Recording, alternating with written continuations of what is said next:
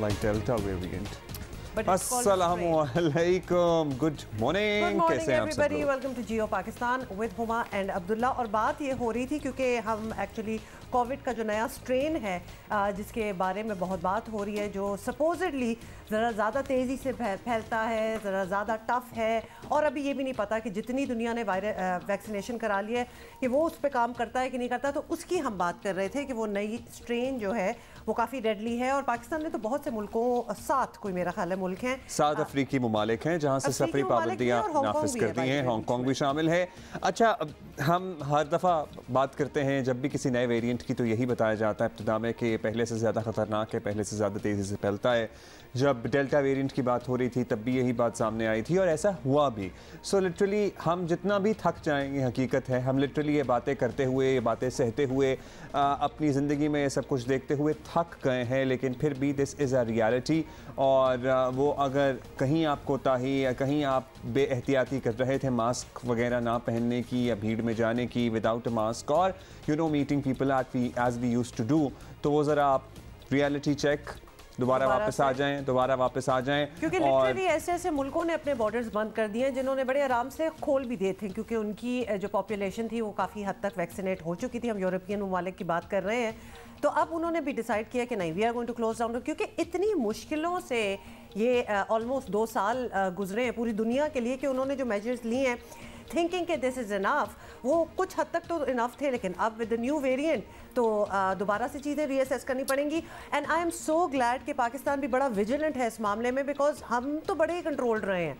अगर हमने अभी कोताही की तो you never know, this new variant could be in Pakistan as well. बाकी मुल्कों से पर्टिकुलरली जो कनेक्टिंग फ़्लाइट्स होती हैं, जैसे कि टर्की से फ़्लाइट्स आती हैं या फिर दुबई से फ़्लाइट्स आ रही हैं या और कनेक्टिंग फ़्लाइट्स जो लोग लेकर आते हैं, उन पे भी बड़ी कड़ी नज़र रखने की ज़रूरत है कि कोई इस मुल्क से आता हुआ कनेक्टिंग फ़्लाइट के ज़रिए फिर पाकिस्तान में ये वेरिएंट लेकर ना आ जाए। क्योंकि अभी जो सूरत हाल है ना, अल्हम्दुलिल्लाह अच्छी है।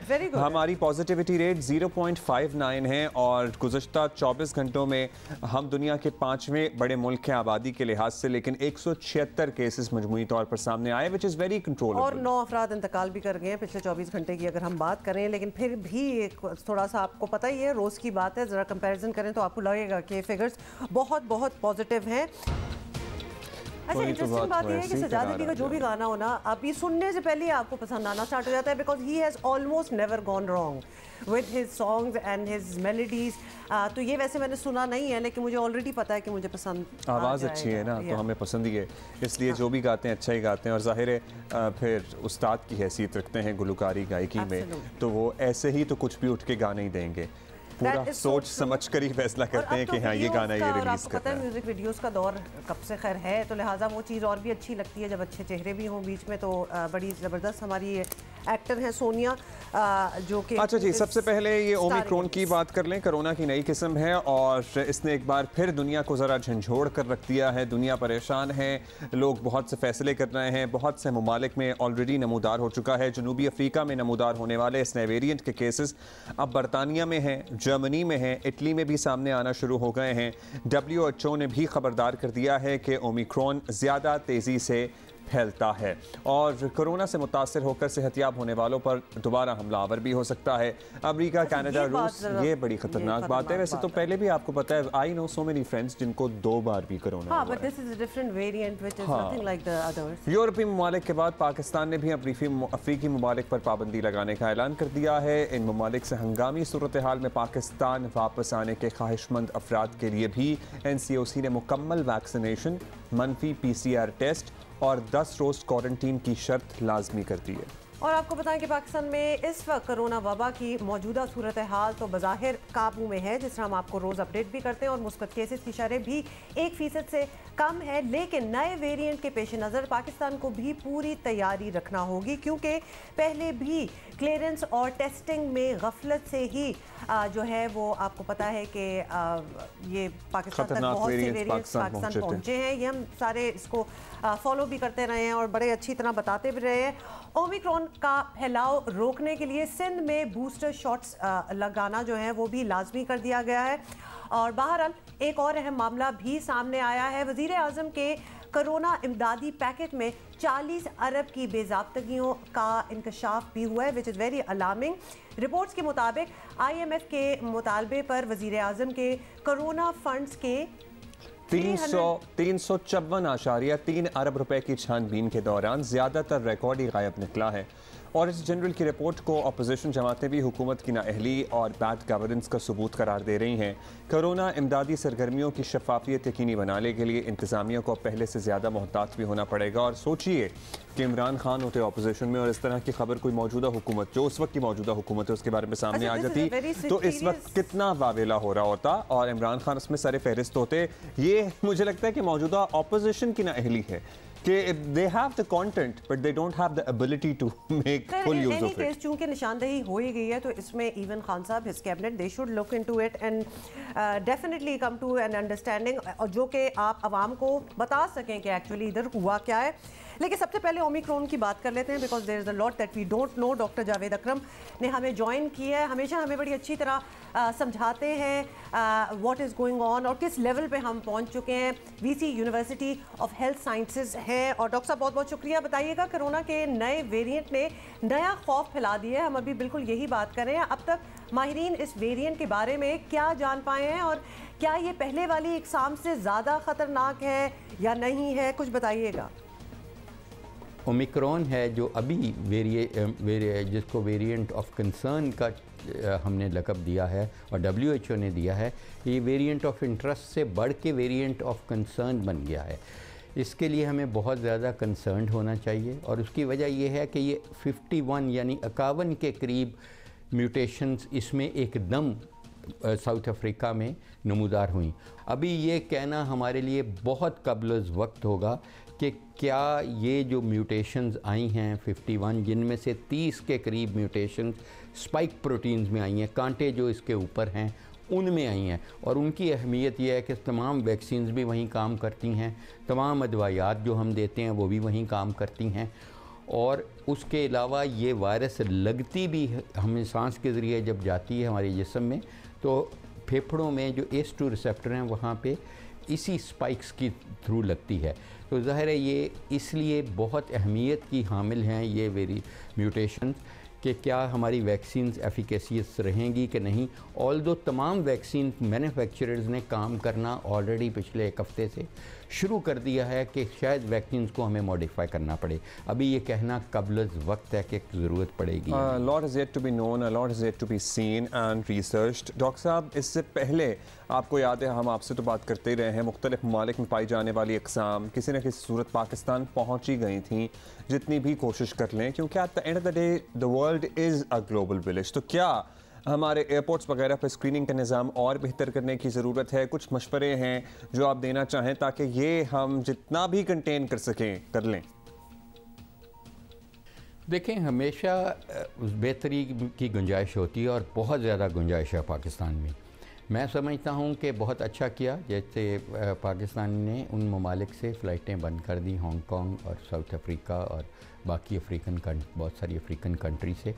लेकिन इससे भी ज़्यादा ज़रूरी होगा कि हम जो पैसेंजर्स आ रहे हैं वो तो ज़्यादातर हमारे मुल्क में दुबई के ज़रिए आते हैं। तो मैं समझता हूँ कि हमें हमारी सिविल एविएशन अथॉरिटीज़ को टेस्ट एंड ट्रेस का सिस्टम, लेटरल फ्लो मीटरी यानी कि रैपिड टेस्ट जो करना है वो दोबारा फाल करना चाहिए। और उनको पैसेंजर्स चाहे दुबई से आ रहे हैं लेकिन उनकी पूरी देखना चाहिए कि उनकी कंट्री ऑफ ओरिजिन क्या है, वो बहुत ज़रूरी है। और हमें उनको होम क्वारंटाइन का सिलसिला दोबारा शुरू करना चाहिए। हमें एक्सट्रीम स्टेप्स अनफॉर्चुनेटली हमें लेने पड़ेंगे।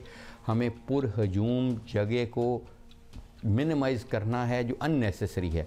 ज़ाहिर है तालीम एक बड़ी नेसेसरी फिनोमिनन है, तो वहाँ भी हमें सोशल और फिज़िकल डिस्टेंसिंग के साथ हमें अपना तालीम की एक्टिविटीज़ को जारी रखना है। अभी से एहतियातें करना पड़ेंगी। बिल्कुल, बल्कि एहतियात की हम बात भी कर लें, बड़ी परेशान कुन बातें जो हैं वो भी आपने एक्सप्लेन कर दी, क्या क्या हो सकता है, क्या हो रहा है। आवाम को क्या करना चाहिए, मतलब अपने तौर पर क्या एहतियात कर सकते हैं? वो मास्क पहनना, अपने आप को सोशली डिस्टेंस रखना लोगों से, ये सारी चीज़ें तो हैं, इनको दोबारा रीविजिट रीइंफोर्स करने की ज़रूरत है। इसके अलावा कुछ डॉक्टर साहब? देखें, सबसे पहले हमें वैक्सीन की जो एक्यूटी है उसको एड्रेस करना है। जो वैक्सीन एक्यूटी है कि कुछ मुल्कों में वैक्सीन एक्सेस डोजेज़ में पड़ी हैं, एक्सपायर हो रही हैं और कुछ में मिल ही नहीं रही। अफ्रीका में सिर्फ 7% लोग वैक्सीनेटेड हैं। पाकिस्तान में भी अभी तकरीबन मेजॉरिटी अनवैक्सीनेटेड है या उनको एक डोज़ लगी है। तो हमें सबसे पहले तरजीही बुनियादों पे वैक्सीनेशन प्रोग्राम कंप्लीट करना है। देखें, वैक्सीन में जब तक के तमाम दुनिया, पाकिस्तानी नहीं तमाम दुनिया वैक्सीनेट नहीं हो जाती, इस वायरस को आप रुखसत नहीं कर सकेंगे। वैक्सीन की वर्ल्ड में हम कहते हैं nobody safe unless everybody safe, कि हमें ग्लोबल लेवल पे पूरी दुनिया में 6.5 अरब लोगों हैं तो 5 या 5.5 अरब लोगों को इफ़ेक्टिवली वैक्सीनेट करना है, तब जाके ये ग्लोबल लेवल पे ट्रांसमिशन रुकेगी। अगर किसी एक मुल्क में ये वायरस को हम नहीं ख़त्म करते वैक्सीनेशन के ज़रिए तो ये फैलाव होता रहेगा। बाकी ज़ाहिर है कि जो मास्क पहनना है वो लाजमी दोबारा करार देना चाहिए, ज़ीरो टॉलरेंस रखनी चाहिए उसके लिए एयरपोर्ट्स पे, शादियों में, पुरहजूम जगहों पे। और हमें बड़े बड़े हज़ार बंदे 500 लोगों की शादियों को अवॉइड करना चाहिए।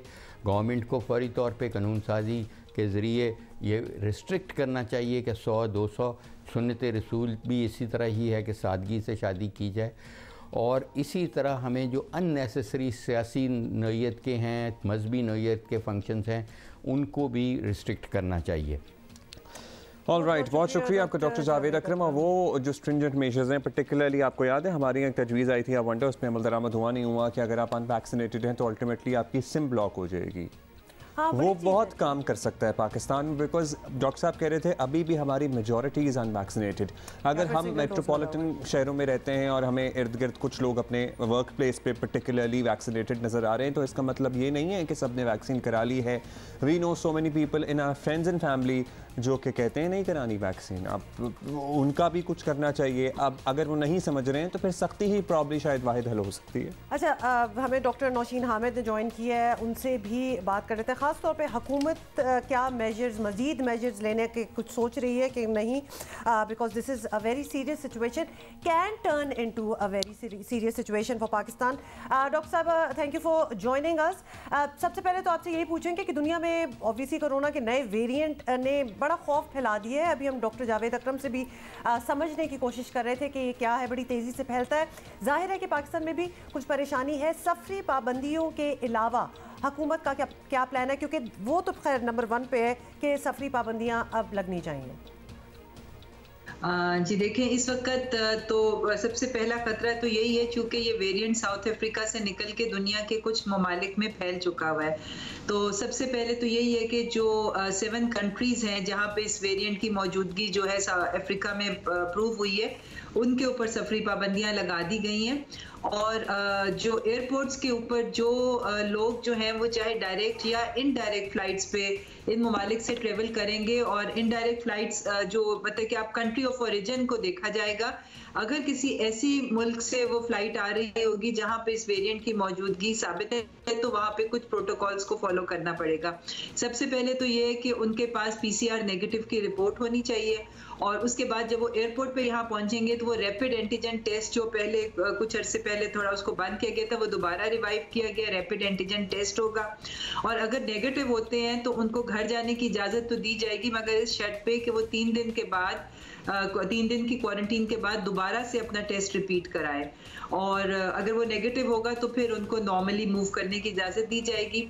और जिन लोगों का टेस्ट अगर पॉजिटिव आता है तो फिर उनको 10 दिन क्वारंटीन करना पड़ेगा, और PCR टेस्टिंग जो है वो करवानी पड़ेगी जी अपनी 10 डॉक्टर साहबा, इन लेटर इन स्पिरिट फैसलों में तो बड़े ही आइडियल मेजर्स हैं जिनका आप तस्करा कर रही हैं। होपफुली उस तरह से इन पे अमल दरामद भी हो और कोई कोताही ना हो, क्योंकि एक शख्स की कोताही पूरे मुल्क को एट रिस्क डाल सकती है। और हमें ख़तरा डायरेक्ट फ़्लाइट से तो चले बंद कर दी, इनडायरेक्ट फ़्लाइटों का, ये दुबई से, टर्की से, इधर उधर से, अबू धाबी से, दोहा से जो फ़्लाइटें आती हैं, जो खुद इन सारे मुल्कों से जी, और ज़रूरी नहीं है कि कंट्री ऑफ ओरिजिन से आ रहे हों। एयरपोर्ट्स हब हैं इन मुल्कों के, तो एयरपोर्ट्स पे भी लग सकता है। सो ये सब के लिए होना चाहिए कि भाई रैपिड एंटीजन कराएं। खैर अभी उन लोगों के लिए होगा जिनके कंट्री ऑफ ओरिजिन से ये पता लग रहा है कि वहाँ पे वायरस है। डॉक्टर साहब, अगर खुदा न खास्ता एक नई लहर आती है तो क्या आप लोगों ने, सर्टनली तैयारी तो हुकूमत का काम है करना, हम सबको पहली जैसी पाबंदियों का सामना करना पड़ेगा, या वैक्सीनेशन अब हो गई है, काफ़ी हद तक हुई है तो कुछ नरमी होगी? Have you given any thought to it? देखिए जी, चूंकि ये वेरिएंट जो है ये कंपैरेटिवली बिल्कुल नया, कुछ दिन पहले ही, एक हफ्ता पहले ये मिला है। ये किस तरह से बिहेव करेगा अभी हम इसके बारे में कुछ भी नहीं जानते।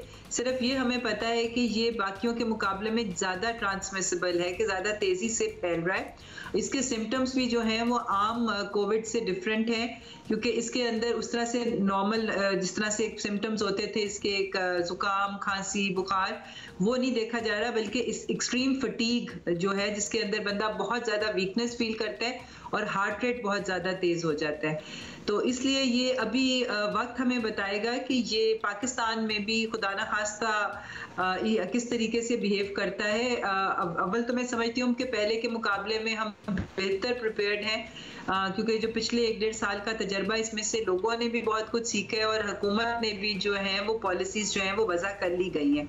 तो हमें उम्मीद तो यही है कि NCOC की जो सिफारिशात पहले भी रही हैं कि हम बहुत ज़्यादा पाबंदियों पे नहीं जाना चाहते, इकोनॉमी को जारी रखना चाहते हैं, रोज़मर्रा की मैक्सिमम जो चीज़ें हैं वो कंटिन्यू रहें, मगर ये डिपेंड करेगा आने वाले दिनों में कि हमें क्या रिपोर्ट्स मिलती हैं। पर हमें उम्मीद है कि जो नॉर्मल SOPs जो हैं अगर उनको लोग फॉलो करते रहे तो हमें सख्त पाबंदियों की जरूरत नहीं पड़ेगी। हुकूमत जो भी इंतजामात करे, ये भी बड़ा ज़रूरी है कि इस बार शफाफियत हो, वरना एक बार फिर कोरोना फंड में अरबों की बेज़ाब्तगियों की खबरें सामने आ सकती हैं, जो कि अभी भी हो रहा है, which is very concerning. Global embarrassment भी है जी, ग्लोबल लेवल अगर देखा जाए, खासतौर पे निशानदेही भी अगर वही कर रहे हैं और तब हमें पता चल रहा है और ख़ासतौर पे अवाम को भी अब पता चल रहा है, तो that is a little embarrassing, specially क्योंकि हम इतनी तारीफ़ करते हैं कि हमने बड़ी अच्छी तरह इसको कंट्रोल किया। तो इन बेज़ाब्तगियों की कोई तफ्तीश करा रही है हुकूमत, या ज़रूरी नहीं समझा, या फिर आपकी प्रायोरिटी बन गया? मतलब ये how are you tackling it?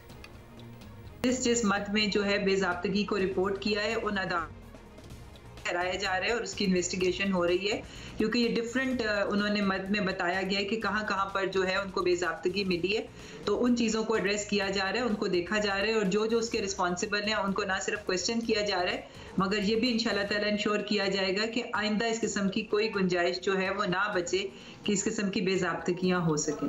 चलें, होपफुली ना हो। बहुत शुक्रिया आपका नौशीन हामिद साहबा। क्योंकि बहुत बहुत शुक्रिया डॉक्टर साहबा, क्योंकि जब इस किस्म की कुछ ग्लोबल कैटास्ट्रफीज हो रही होती है ना, जैसे ये पेंडेमिक, मतलब एक पैनिक सिचुएशन थी और एकदम से काम शुरू भी हो गया, तो लिहाजा इसमें डिस्क्रिपेंसीज हो, खासतौर पे फंड्स की बात हो रही है, ये बड़ा डूएबल है, बिकॉज ये हो सकता है, हुआ होगा डेफिनेटली, बिकॉज आपको याद है जब ज़ल्ज़ला भी आया था कितनी एड आई थी बाहर से, तब भी इस किस्म की बात उठी थी, क्योंकि दुनिया केओस में होती है। हाँ, सारी चीज़ें बंद थी, वर्क फ्रॉम होम था, सरकारी दफातर में भी छुट्टियां थी, तो काफी there were many openings available, जिसे कहते हैं ना। उठाने वाले ऐसे ही तो मौकों की खोज में होते हैं, तो ये अगर इट्स हैपनिंग, और आप फायदा उठाने की बात कर रहे हैं तो हुकूमती सरकारी फंड्स की हम बात कर रहे हैं, अदरवाइज बेसिक सफाई की चीज़ें जो कि कंज्यूमर प्रोडक्ट्स हैं, फ़ायदा उठाने वालों ने उनको भी कई गुना महंगा बेचा है। सैनिटाइज़र नहीं मिलते थे, आपको पता है एक ज़माने में वो शॉर्ट हो गए थे, मास्क इतने महंगे बिके हैं, क्या कुछ नहीं हुआ, हमने अपनी आंखों के सामने ही देखा। वो करें, मतलब we have actually on a global level, Pakistan में भी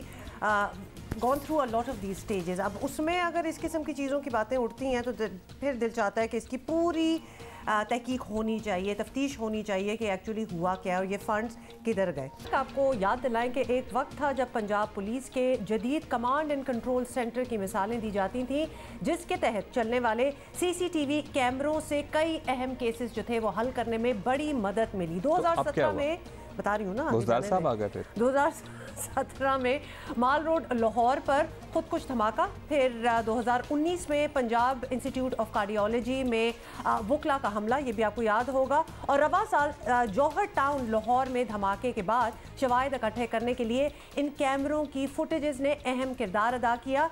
खवातीन के साथ हरासमेंट केसेस में मुल्ज़िमान की निशानदेही के लिए भी सेफ सिटी अथॉरिटी के कैमरे ही काम आए, लेकिन यही तो सारी बात है। अब लग रहा है कि इस state of the art project को नजर लग गई है। पंजाब सेफ सिटी अथॉरिटी को नाकारा कैमरे और स्टाफ की कमी जैसे मसाइल का सामना है। इस वक्त लाहौर में 40% कैमरे काम नहीं कर रहे हैं। 40% of the cameras are not working. VIP movement routes पर भी इस वक्त 33 कैमरे बंद पड़े हैं। पुलिस रिस्पॉन्स यूनिट की गाड़ियों पर लगाए गए जिन कैमरों का ढंडोरा पीटा जा रहा था, इनमें से कोई एक भी कैमरा फिलहाल ऑपरेशनल नहीं है। लगा दिए, लेकिन उनको ये भी इत्तलात हैं कि तकरीबन 100 आला तरबियत याफ्ता अहलकार इदारा ही छोड़ चुके हैं और उनकी जगह पिछले 1 साल से अब तक कोई एक भी हायरिंग नहीं हुई है। मुसलसल बेइंतजामी से यही लग रहा है कि 20 अरब रुपए लागत का ये प्रोजेक्ट पंजाब हुकूमत की बैड गवर्नेंस की नज़र हो चुका है ऑलरेडी, और मज़ीद कुछ थोड़ा बहुत बचा है तो वो भी ख़त्म हो जाएगा। हमारे कॉरेस्पॉन्डेंट हैं अहमद फराज, वो हमें ज्वाइन कर रहे हैं, बताएंगे इस हवाले से मज़ीद। लेकिन कितना दुख होता है जो ऑलरेडी इस्टेब्लिश चीज़ें हैं उनका यूँ बेड़ा गर्क किया जाए। अब आई वंडर पॉलिटिकल वेंजेंस में किया जाता है इन चीज़ों का बेड़ा गर्क, या फिर वैसे ही बस बेइंतजामी और नाअहली है। एक चीज़ लग गई है तो लग तो गई है, खुद ही नहीं चलना, उसको चलाना होता है आगे। अहमद फराज, ये बताइएगा कि पंजाब पुलिस का जदीद कमांड एंड कंट्रोल सेंटर जिसके बारे में हम बात कर रहे हैं, मुल्क में अपनी मिसाल आप था, क्या पंजाब हुकूमत की बैड गवर्नेंस के साए उधर भी पड़ गए हैं? मतलब इस मामले को आप किस तरह समझाएंगे? इस प्रोजेक्ट के लिए 10 से 12 करोड़ रुपए जो एक निजी कंपनी है उसके देने हैं। जब तक वो उनको पेमेंट नहीं की जाएगी, वो शहर में जो कैमरे उन्होंने लगाए हैं वो उनको बिल्कुल ठीक नहीं करेंगे। 8000 कैमरे लगे हुए हैं जिनमें से 3000 से ज़ायद कैमरे जो हैं वो ख़राब हैं, और इसी वजह से वो कैमरे भी नहीं ठीक कर रहे, क्योंकि उनका मौक़िफ़ यह है कि जब तक उनको पेमेंट नहीं दी जाएगी तब तक वो कैमरे दुरुस्त नहीं करेंगे। और आपको याद होगा कि चंद माह कबल एक बहुत ही बुरा वाक़या पेश आया था लाहौर में, ग्रेटर इकबाल पार्क का जो वाक़या था।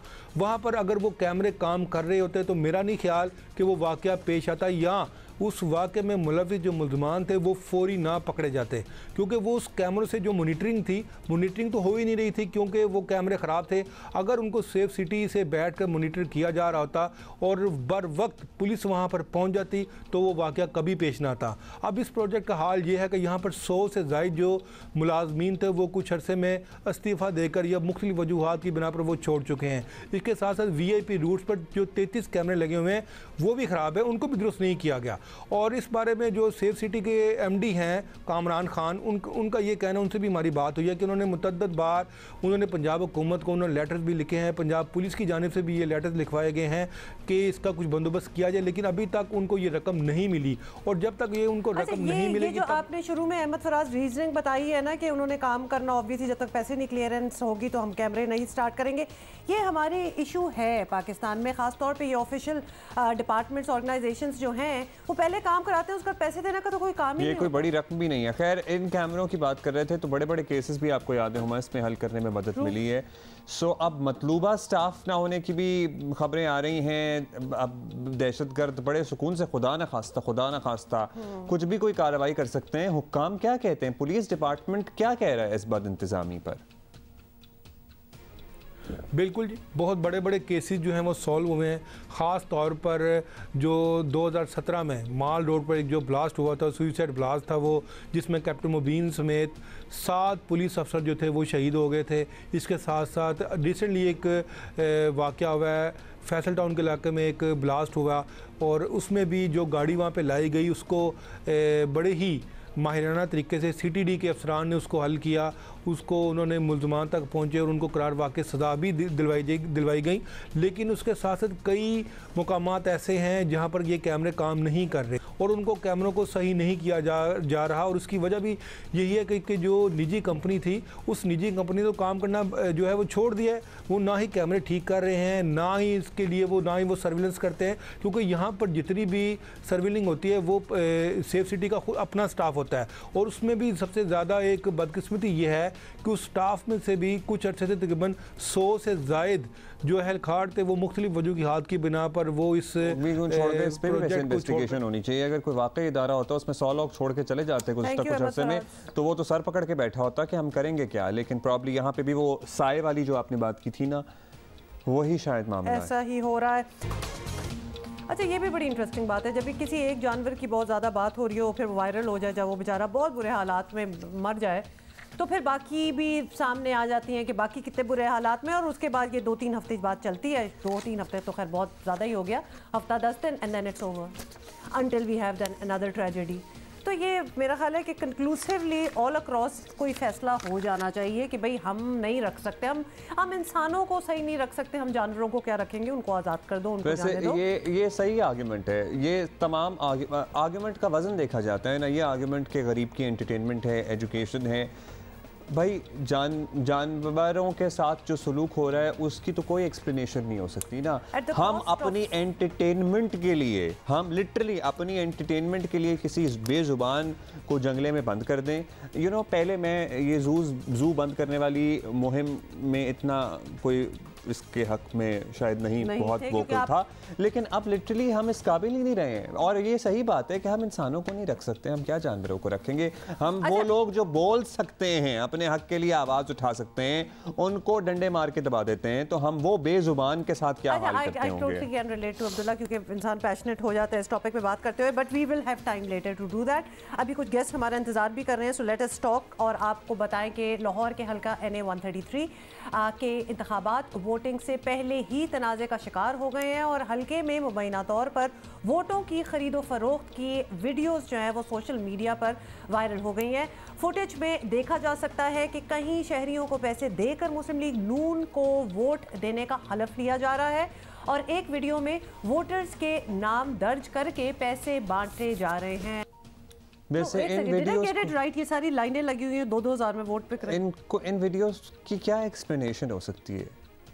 फिर अगर कोई भी सियासी जमात, मुस्लिम लीग नून सर्टनली इसमें इन्वॉल्व है, उनको जवाबदेही करनी होगी इस सारे मामले में, उनसे जवाब लिया जाना चाहिए। लेकिन जब कोई भी जमात जो इस किस्म की हरकत में मुबैना तौर पर मुलव्वस हो, और वो किसी और मामले जैसे EVM का ही मामला हो, उसमें अपना एहतजाज रिकॉर्ड करा रही है, तो उसकी क्या हैसियत रहेगी? और अगर उस वक्त जस्टिफाइड भी उनकी आर्ग्यूमेंट्स हों, ठीक भी हों, तो कौन मानेगा जब इस किस्म की चीज़ें पहले आ चुकी हों।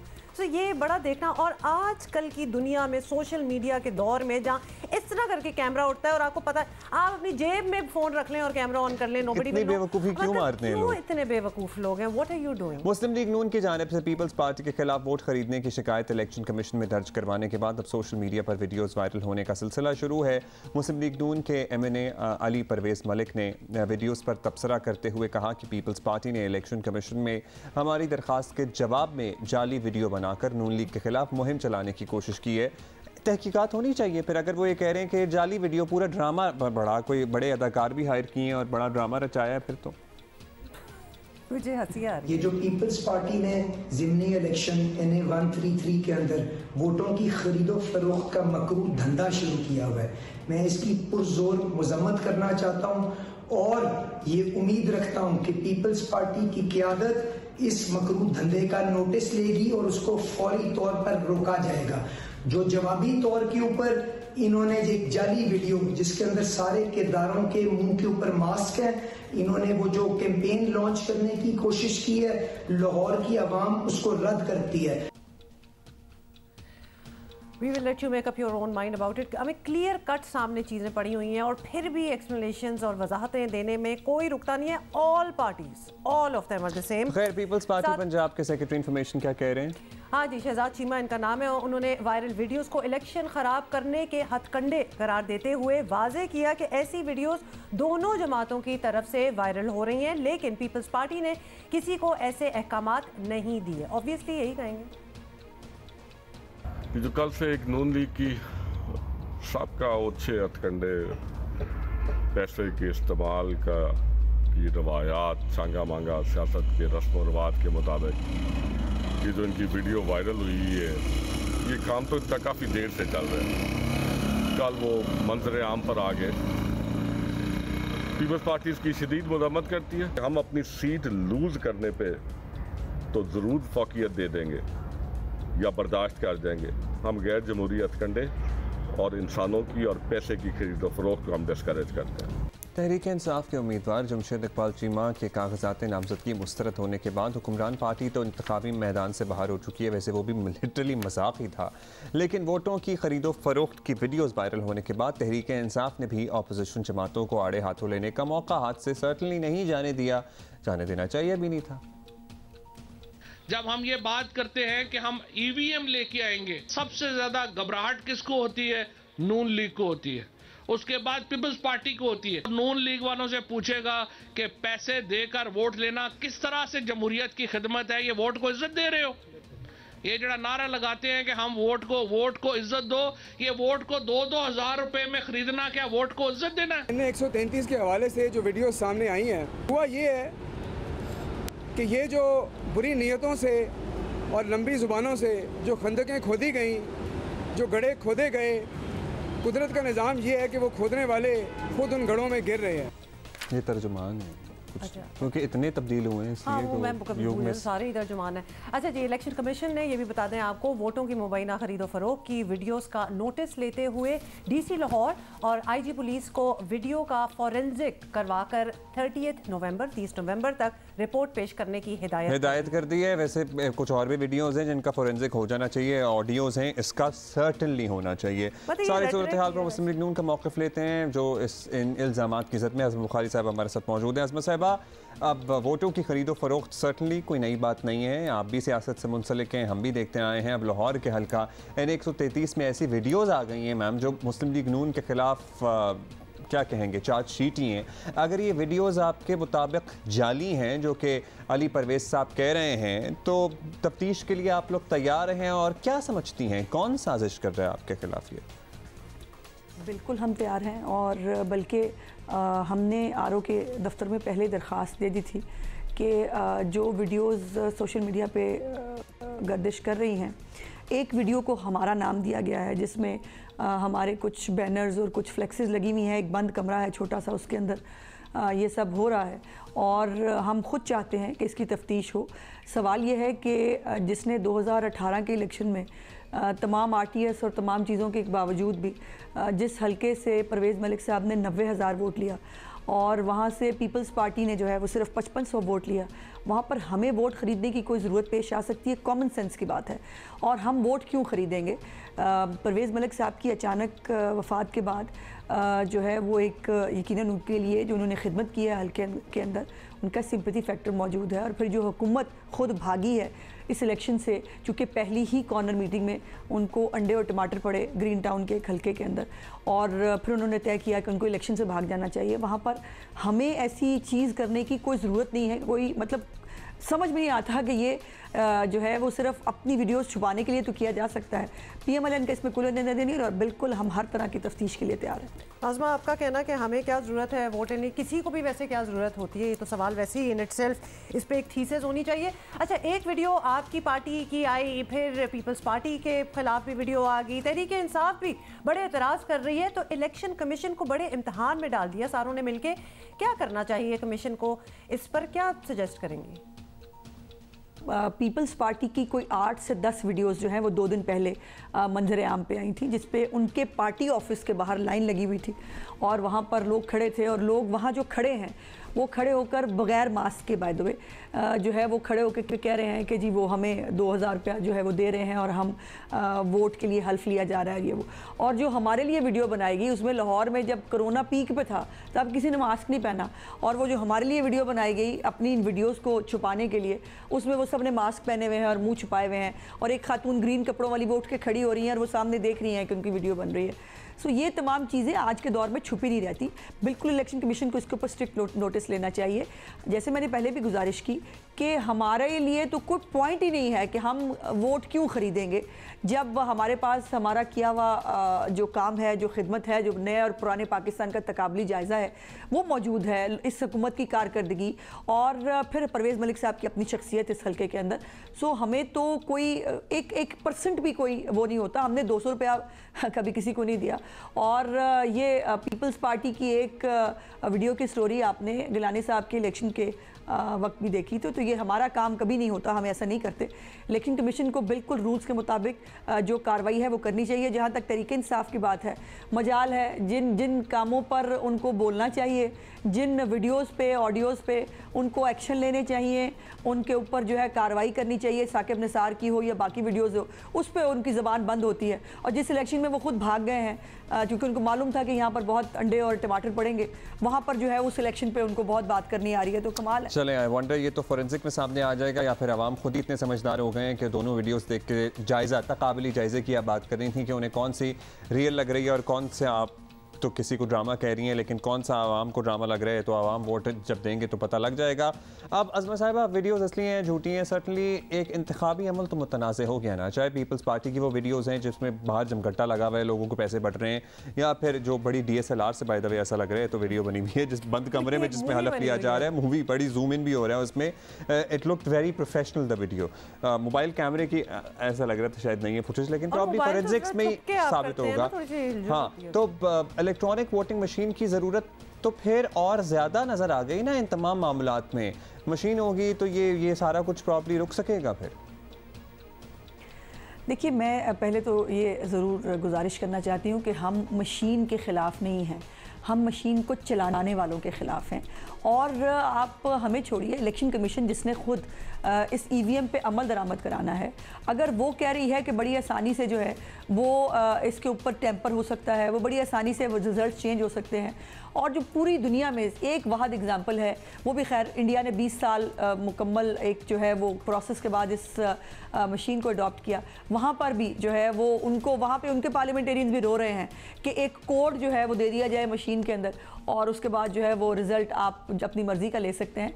तो हमें यहाँ पर होने वाले निज़ाम पे ख़दशा है, हमें उस पर एतराज़ है, हमें सियासत में होने वाली मुदाखलत पे एतराज़ है, हमें जो पार्टीज़ के अंदर तोड़ फोड़ करने पे एतराज़ है, हमें मर्ज़ी की जो है वो किंग्स पार्टी बनाने पे एतराज़ है, हमें टेक्नोलॉजी और मशीन पे एतराज़ नहीं। बहुत शुक्रिया आपका आज़म बुखारी साहिबा। अब 30 नवंबर तक इंतज़ार करना है। DC लाहौर और IG पंजाब जो हैं उनको नोटिस दिया इलेक्शन कमीशन में फोरेंसिक्स कराएं, और ये मास्क के पीछे जो किरदार हैं उनको भी सामने आना चाहिए। जो लोग हैं इस वीडियो में नज़र आ रहे हैं, अगर उनकी निशानदेही हो सकती है कि असली थी नकली थी, हु मेड इट, वो जो है ना बाहर जो लाइनें लगी है जिस पैसे बट रहे हैं उसमें तो बहुत सारे लोग हैं, और वो जो कमरे वाली है उसमें मुस्लिम लीग नून का मौक़िफ़ है कि पीपल्स पार्टी ने उनके खिलाफ जाली वीडियो बनाई है, ये मौक़िफ़ है। सो अगर जाली वीडियो बनाई है तो जो लोग जो किरदार उस वीडियो में नज़र आ रहे हैं उनको लाएं, उनसे तफ्तीश करें, जाली है तो पता लग जाएगा, नहीं है तो वो भी पता लग जाएगा, पता लगना चाहिए एक्चुअली। अच्छा जी, अभी ब्रेक लेंगे, ब्रेक के बाद ज़रा चिड़ियाघरों में हाँ इशू पे हम बात करेंगे whether zoos should even exist now or not। मैं तो बिल्कुल खिलाफ हो चुकी हूँ इस चीज़ के। अच्छा जी, कराची चिड़ियाघर में नायाब शेर की हलाकत ने बता दिया कि मुल्क में इंसान ही नहीं जानवर भी काबिल रहम हालत में रह रहे हैं, और जानवरों के हकूक़ के लिए काम करने वाली तंजीम पाकिस्तान एनिमल वेलफेयर सोसाइटी, जिसको पॉज भी कहते हैं, उन्होंने कराची चिड़ियाघर की 2 मादा हाथियों पर भी तवज्जो दिलाई है जो अपने दांतों से महरूम हो चुके हैं, इससे पहले कि वो मर जाएं, जो शेर हुआ। इंटरेस्टिंग बात यह है कि पहले इनके दांत होते थे, पहले इनके टस लोगों ने देखे हुए, अब वो गायब हो गए। बिकते भी हैं ना, आपको पता है, बड़े महंगे। तो सारी बात पे तवज्जो ला रहे हैं। अल्लाह माफ़ करे, वैसे कैसे लोग कैसे भूल गए हैं कि उन्होंने अल्लाह को भी मुंह दिखाना है जो बेजुबान जानवर के साथ रहम ना कर सके। आई वंडर वो कैसा इंसान होगा अपनी आम जिंदगी में। तो अब इसे आप इंतजामिया की गफलत समझे या कुदरती माहौल से दूरी का नतीजा, जो भी है, ये भी आपको बता दें कि एडमिनिस्ट्रेटर कराची मुर्तज़ा वहाब भी चिड़ियाघर में इंतजामी मसाइल की मौजूदगी का एतराफ़ वो कहते हैं जी करप्ट अफसर है, वो मैं हटाता हूँ तो वो स्टे ऑर्डर ले आता है। ना उन्होंने क्या कहा,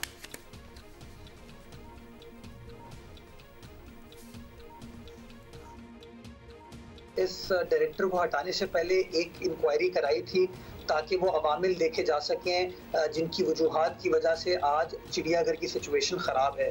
उसी तरीके से ये जो स्पेसिफिक इंस्टेंस हुआ है परसों का, इसकी भी इन्वेस्टिगेशन के लिए एक कमेटी में तश्कील दे रहा हूँ ताकि तमाम चीज़ों को चेक कर लिया जाए। पहले खुराक का माशाल्लाह सिलसिला मुनक़ता था, जानवरों को अंदाज़ा लगाइए खुराक का सिलसिला मुनक़ता कर देना किसी बेज़ुबान को, फिर वो उसको टीबी था शेर को, उसको दूसरे शेरों के साथ रखा हुआ है, दूसरे शेर के साथ रखा हुआ है, वो मर गया बेचारा। अब 2 हाथी ऐसे सामने आ गए हैं जिनके टस्क ही नहीं है, जिनके वो हाथी दांत जो बड़े नायाब होते हैं, जो बड़े महंगे बिकते हैं। पोचिंग के अगेंस्ट कितना काम हो रहा है दुनिया में, वो यहाँ ज़ू में से निकल गए। वो ज़ू में से निकल गए, इंतहा है वैसे, इस पे बंदा क्या कहे। अब हम बात कर लेते हैं, माहिरा उमर साहिबा हमारे साथ मौजूद हैं, जो दरअसल इस वक्त कराची चिड़ियाघर में मौजूद हैं, पॉज पाकिस्तान को रिप्रेजेंट कर रही हैं।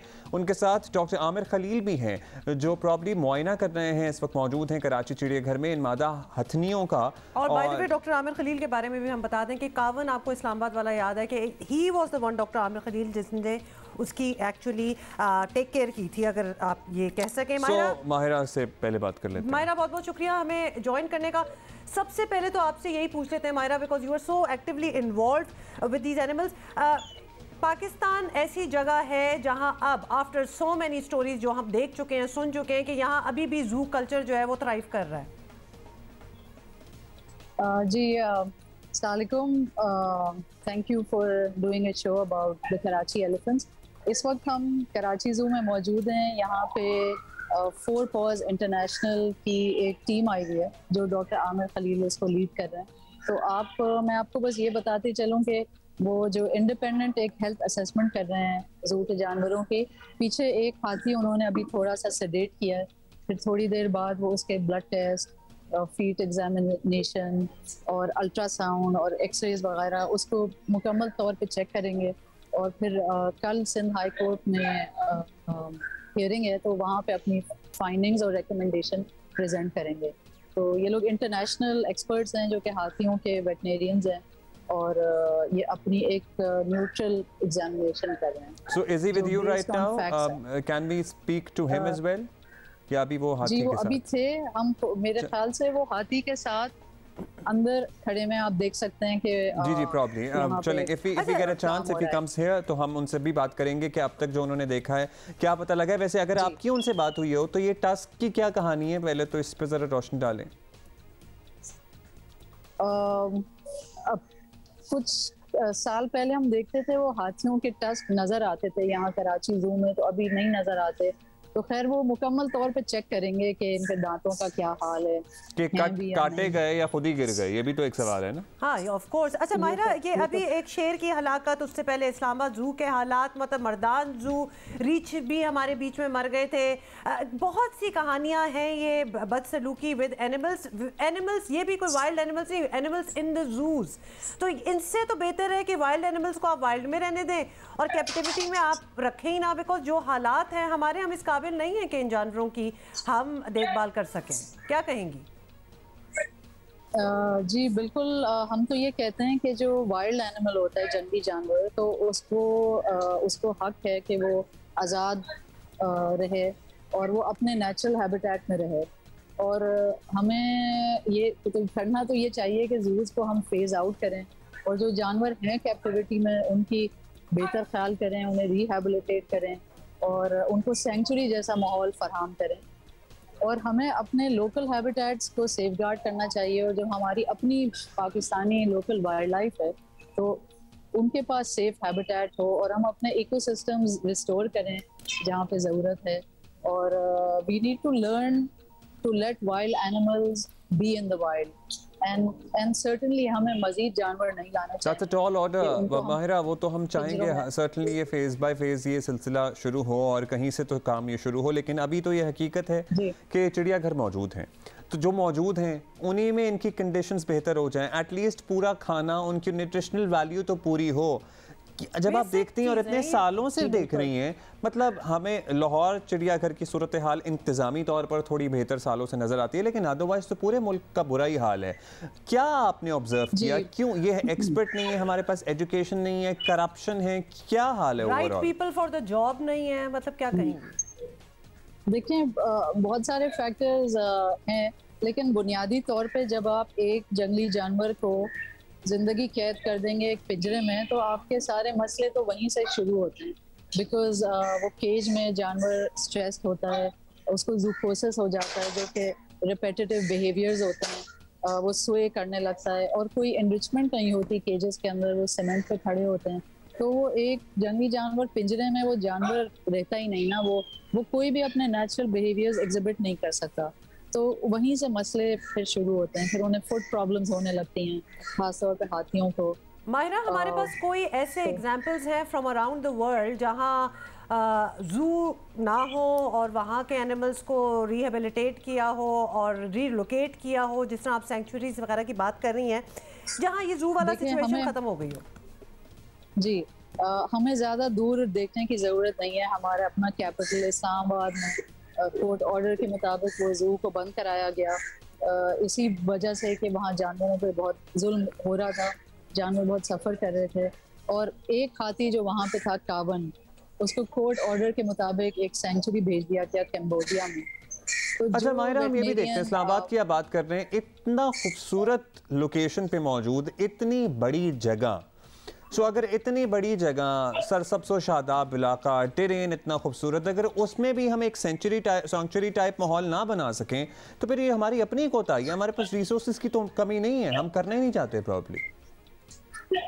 वेल जी, बिल्कुल, हम लोग क्यों नहीं सेंचुरीज बनाते। अब जैसे हमारे मुल्क में जो एक बहुत बड़ी 100 से ज़्यादा कैप्टिव बेयर्स हैं, जो कि हमारे अपने ब्लैक बेयर्स और हिमालयन ब्राउन बेयर्स हैं, तो हमें चाहिए उन्हें कैप्टिविटी से निकालें और गवर्नमेंट एक उनके लिए तो सेंचुरी बनाए ना, ब्राउन बेयर्स के लिए। ट्रू। चलें अच्छा, अभी ओवरऑल अगर आपने टूर लिया हो, हम हाथियों की तो बात कर रहे हैं, कराची के हाथी सर्टनली इस वक्त मुश्किल में हैं। वैसे आई वंडर, पता नहीं ये 2 ही होंगे, शायद ये और भी कहीं होंगे कराची में। बाकी जानवरों की क्या सूरत हाल है जो आपने ओवरऑल देखा कराची ज़ू में माहिरा? मेरे ख्याल से तो सारे जानवर सफ़र कर रहे हैं कराची में जो कैप्टिविटी में हैं। कराची ज़ू में कैप्टिव एनिमल्स हैं, कराची सफारी पार्क में भी 2 हाथी हैं और कई और captive animals. Landhi Korangi zoo है, हैदराबाद में एक ज़ू है, और छोटे छोटे ज़ूज़ कराची के कुछ पार्ट्स में भी हैं।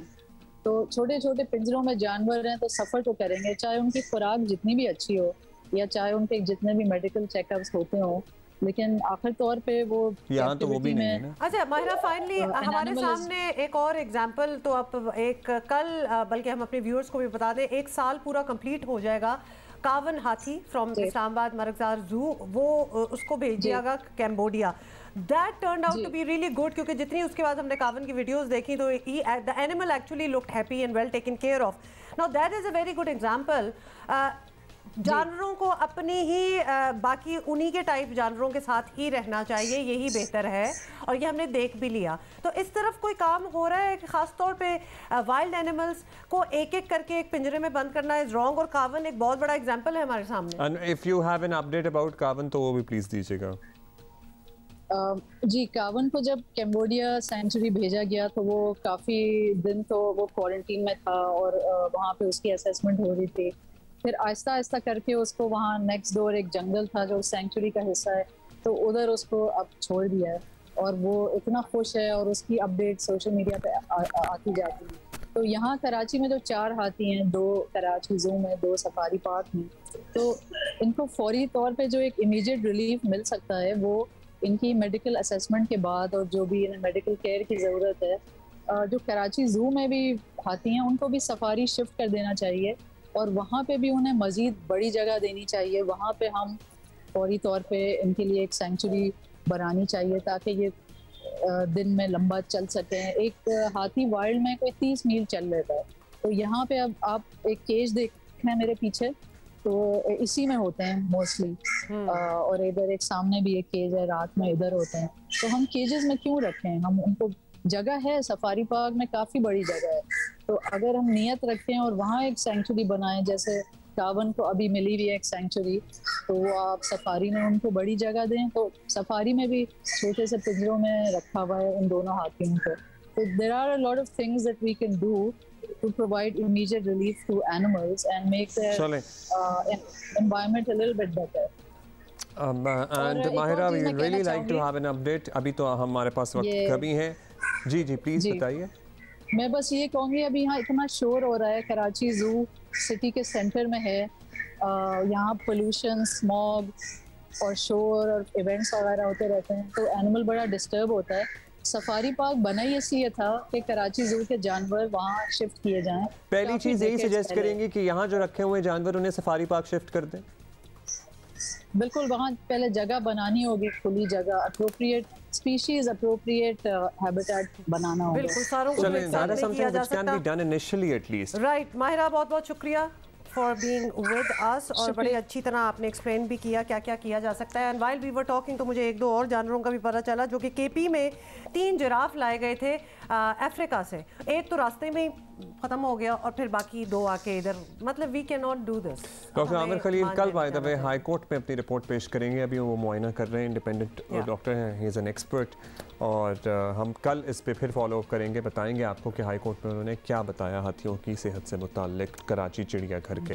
एक ट्वीट अबरारुल हक साहब ने की सोशल मीडिया पे, और उसमें एक छोटी बेटी, गालिबन उनकी बेटी होगी, हम श्योर ये भांजी होगी, और रोटी बना रही है। बाज़ बच्चियों को शौक़ होता है, बाज़ बच्चों को भी शौक़ होता है, इस पर कोई मुज़ायका नहीं है, लेकिन उस पर लिखा अबरारुल हक ने ये कि ये सबसे अच्छी, this is the right age for the training. अब इस पे कुछ लोग जाहिर है कि तनकीद भी उन्होंने की। उन्होंने कहा जी ये एक हुनर है जो बच्चे और बच्चियों में से, अबरार ने भी कोई बच्चियाँ स्पेशली मैं स्पेसिफिकली मेंशन नहीं किया। No he did not. और ये हुनर है, जाहिर है बच्चों को भी सीखना चाहिए, बच्चियों को भी। बेसिकली ये लाइफ स्किल है, ये लाइफ स्किल है। हुनर क्या है? ये लाइफ स्किल है, मतलब जिंदा रहना तो खाना खाना। और वैसे भी मतलब बड़ा इंटरेस्ट होता है इस एज में, और बड़े होके जब करना पड़ता है तो इतना वैसे शौक नहीं रहता। किसने नहीं किया हुआ? मैंने भी किया है। Of course, I mean kids are already interested in doing things in the kitchen, क्योंकि उनको रोका जाता है जिस चीज़ से, और जिस चीज़ से रोका जाएगा वो उनका इंटरेस्ट उस चीज़ में आ जाता है, नंबर 1। एंड नंबर 2, इब्रार को अगर इस पे बैकलैश इसलिए मिल रही है क्योंकि माशाल्लाह इससे पहले प्रीसीडिंग इतनी चीज़ें कह चुके हैं, इतनी मिसोजिनिस्टिक बातें वो कर चुके हैं कि वो बेचारे शायद इनका शायद ये मतलब ना भी हो तो, लेकिन पकड़ में तो आ गए ना। तो इसीलिए कहते हैं you have to be very careful in what you do. एक पूरा ट्रैक रिकॉर्ड बन जाता है। It's time to wish happy birthday. आज बहुत से लोगों की सालगिरह है। आज फवाद खान की सालगिरह है भाई। Happy birthday to the hero, to the hero. हाँ, तो happy birthday to Fawad Khan. And then Younis Khan की भी सालगिरह है, तो उनको भी हम आज हैप्पी बर्थडे कहेंगे। So many birthdays, there you go.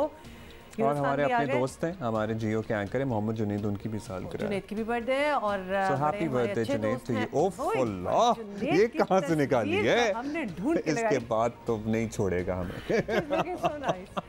So happy birthday to all of them and anybody else who's Junaid modelling भी किया करते थे एक ज़माने में, तो ये उसकी तस्वीर नहीं, तस्वीर वैसी थी। खो जरा। Anyway, so happy birthday। अगर आज आप अपनी सालगिरह भी मना रहे हैं तो आपको भी सालगिरह मुबारक, and we will see you tomorrow। See you tomorrow।